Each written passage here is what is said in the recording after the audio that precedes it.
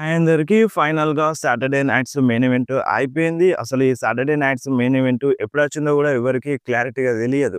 ఎందుకంటే 5:30 అని మన డబ్ల్యూడబ్ల్యూఈ ఇండియా వాళ్ళు చెప్పినారు. బట్ ఏందంటే ముందే వచ్చేసింది. 5:30 కల్లా చూసేసరికి మన inter continental championship match start అవుతుంది.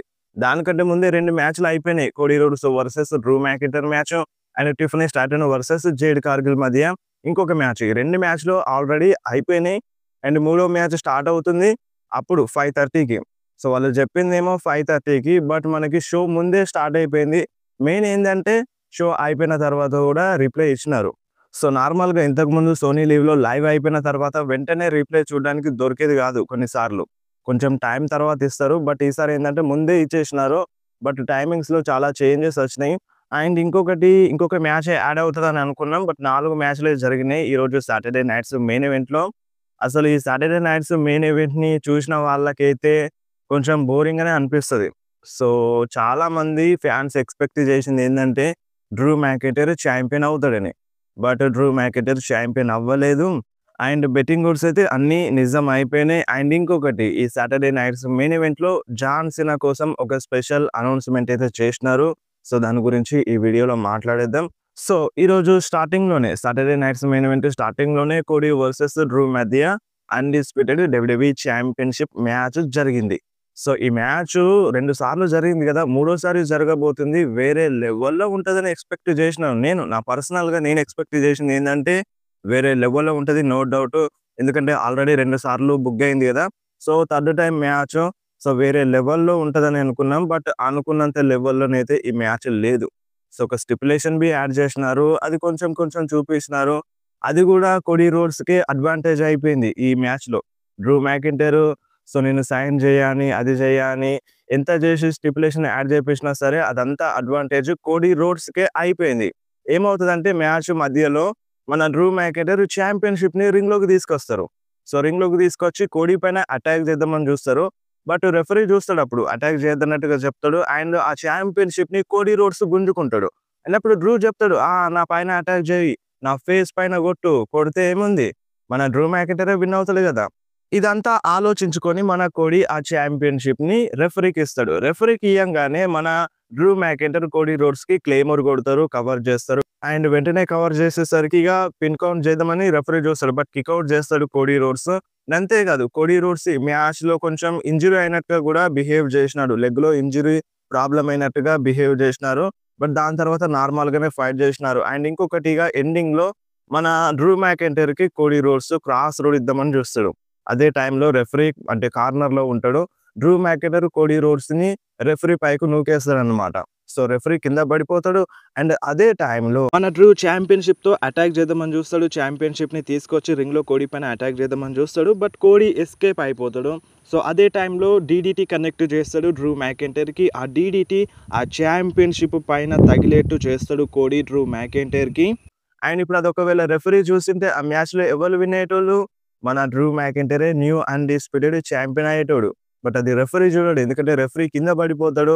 ఆ ఛాంపియన్‌షిప్ పైన పడేట్టు మన కోడీ రోడ్స్ చేస్తాడు డ్రూ మ్యాకింటైర్‌ని. అండ్ దాని తర్వాత ఇంకేముంది క్రాస్ రోడ్ కనెక్ట్ చేస్తాడు. కవర్ చేస్తాడు. అండ్ ఇదే టైంలో రెఫరీ లేస్తాడిగ.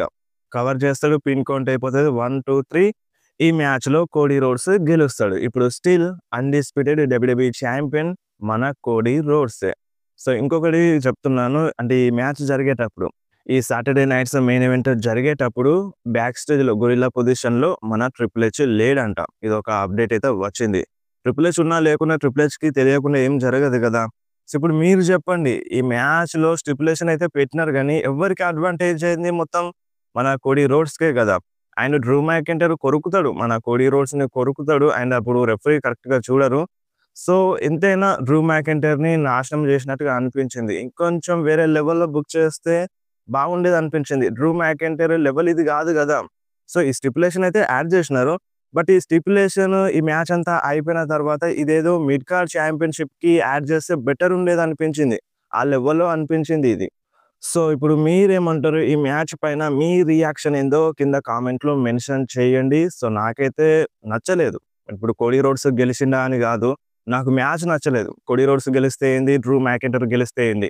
మ్యాచ్ బాగుంటే పర్లేదురా ట్రై చేసినారు అన్నంత ఫీలింగ్ అనేది వస్తది మనకి. బట్ మ్యాచ్ అంతగా ఇంట్రెస్ట్ లేదు కాబట్టి మనం ఏం చేయలేము.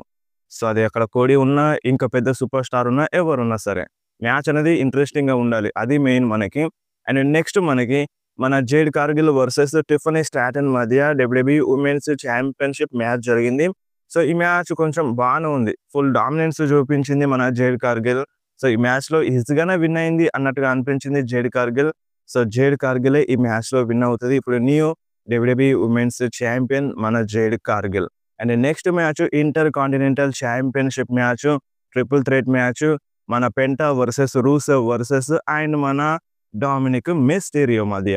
సో, ఈ మ్యాచ్ కొంచెం ఇంట్రెస్టింగ్ గానే ఉంది. రూసెవ్ అండ్ పెంటా, డామ్ మంచిగానే ఫైట్ చేసినారు. సో, టర్నింగ్ పాయింట్ ఏందంటే ఈ మ్యాచ్‌లో మన డామ్ రింగ్ బయట ఉంటాడు. అండ్ పెంటా అండ్ రూసెవ్ రింగ్‌లో ఫైట్ చేస్తాడు. అండ్ మన రూసెవ్ పెంటాకి అక్లెట్స్ కనెక్ట్ చేస్తాడు. సబ్మిషన్ మూవ్ ఉంది కదా మన రూసెవ్‌ది. రూసెవ్ సబ్మిషన్ మూవ్ పెంటాకి కనెక్ట్ చేస్తాడు. అండ్ అప్పుడు ఏమవుతదంటే డామ్ బయట ఉంటాడు కదా రింగ్ బయట. ఆ బెల్ కొడతాడు. రింగ్ బెల్ కొట్టేస్తాడు. అంటే దాని అర్థం ఏంది? మ్యాచ్ ఎండ్ అయిపోయింది. తను ట్యాప్ ఔట్ చేసినాడని రూసెవ్ అనుకుంటాడు. కానీ అక్కడ రెఫరీ ఇన్‌స్ట్రక్షన్‌తో జరగలేదు గదా! అంటే అక్కడ పెంటా ట్యాప్ ఔట్ చేయలేదు. కానీ బెల్ మోగింది. సో, ఆ బెల్ మోగిందాన్ని చూసి ఏమనుకున్నాడంటే మన రూసెవ్ ట్యాప్ ఔట్ అయిపోయిండు. నేనే గెలిచినానని అనుకుంటాడు. బట్ అక్కడ చూసేసరికి ఏమవుతదంటే మన డామినిక్ మిస్టీరియో ఆ బెల్‌ని కొడతాడు. సో, అప్పుడు రెఫరీ గూడా చెప్తాడు రూసెవ్ తను ట్యాప్ ఔట్ చేయలేదు. దాని తర్వాత చూస్తాడు ఇక రూసెవ్ నువ్వు చేసినావా అన్నట్టుగా. అండ్ దాని తర్వాత వాళ్ళు ఫైట్ చేసుకుంటారు. ఆ హ్యామర్‌తో గూడా అటాక్ చేద్దాం అన్నట్టుగా చూస్తాడు. ఫైనల్‌గా హ్యామర్ అనేది మన పెంటా చేతిలోకొస్తది. డామ్ తీసుకుందామని చూస్తాడు. బట్ పెంటా ఆపేస్తాడు. అండ్ ఏమవుతదంటే పెంటా తీసుకొని అటాక్ చేద్దామని చూస్తాడు డామ్ పైన. బట్ డామ్ ఎస్కేప్ అయిపోతాడు. అండ్ రూసెవ్‌కి తగులుతది. ఇక అదే టైంలో మన డామ్ పెంటా పైన అటాక్ చేసి రూసెవ్‌కి స్ప్లాష్ కొడతాడు. కవర్ చేస్తాడు. పిన్ కౌంట్ అయిపోతది. 1, 2, 3 ఎందుకంటే హ్యామర్‌తో దెబ్బ తగిలింది కదా రూసెవ్‌కి. సో, అందుకని ఈజీగా ఓడిపోతాడు మన రూసెవ్. సో, ఇప్పుడు స్టిల్ ఇంటర్ కాంటినెంటల్ ఛాంపియన్ మన డామినిక్ మిస్టీరియో. అండ్ నెక్స్ట్ మనకి జాన్ సీనాది ఒక అనౌన్స్‌మెంట్ చేసినారు. ఆ అనౌన్స్‌మెంట్ ఏంది అంటే సో, నెక్స్ట్ రానుండి ఒక టోర్నమెంట్ అనేది జరగబోతుంది. సో, ఈ టోర్నమెంట్‌లో 16 మంది సూపర్ స్టార్స్ ఫైట్ చేస్తారు. సో, 16 మంది సూపర్ స్టార్స్ ఈ టోర్నమెంట్‌లో పార్టిసిపేట్ చేస్తారు. రా నుండి అండ్ స్మాక్ డౌన్ నుండి అండ్ ఎన్‌ఎక్స్ట్ నుండి అండ్ ఇంకొకటి వేరే కంపెనీ నుంచి కూడా అవ్వచ్చు. అంటే ఇప్పుడు ట్రిపుల్ ఏ అవ్వచ్చు. లేదంటే టీఎన్ఏ కూడా అవ్వచ్చన్నమాట. సో, వీటి నుండి 16 మంది సూపర్ స్టార్స్ వస్తారు. స్మాక్ డౌన్ నుండి, రా నుండి అండ్ ఎన్‌ఎక్స్ట్ నుండి వేరే కంపెనీ నుండి అన్ని కంపెనీల నుండి కలిపి 16 మంది సూపర్ స్టార్స్ వస్తారు. 16 మంది సూపర్ స్టార్స్ టోర్నమెంట్‌లో ఫైట్ చేస్తారు. అండ్ దాంట్లో నుండి ఒక్కరు విన్ అవుతారన్నమాట టోర్నమెంట్‌లో.